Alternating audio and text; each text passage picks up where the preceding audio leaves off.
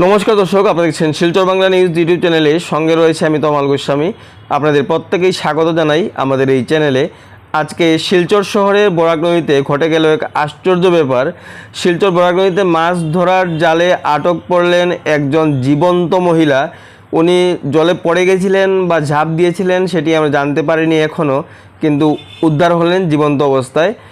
মাধ্যমিক পাশ করে থাকলে ভারতীয় ডাক বিভাগে ইন্ডিয়ান পোস্টে আপনারা চাকরির জন্য অ্যাপ্লাই করতে পারেন কোনো ধরনের কোনো পরীক্ষা ছাড়া। বন্যা পরিস্থিতি এখনও অত্যন্ত জটিল অবস্থায় রয়েছে বরাক উপত্যকায়। যদিও প্রতিটি নদীর জল কমে যাচ্ছে, তথাপি বন্যাক্রান্তরা এখনও দুর্ভোগ পোহাচ্ছেন এবং সেটি অত্যন্ত দুঃখজনক। কারণ অনেকেই এখনও গৃহবন্দী রয়েছেন, অনেকে এখনও শরণার্থী শিবিরে রয়েছেন, অনেক কষ্ট করছেন।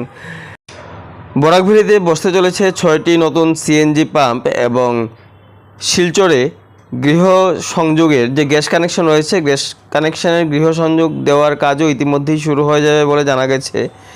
এবং এতে রাজ্যের আর্থিক উন্নতির দুয়ারও খুলে যাচ্ছে, আর্থিক উন্নতির জোয়ার আসতে চলেছে শিলচর শহরে বলেও জানা গেছে। আপনারা যেখান থেকে দেখছেন আমাদের ভিডিওটিকে লাইক করবেন এবং শেয়ার করবেন, কমেন্ট করবেন এবং আমাদের চ্যানেলটি সাবস্ক্রাইব করবেন। সুস্থ থাকবেন, ভালো থাকবেন, ধন্যবাদ।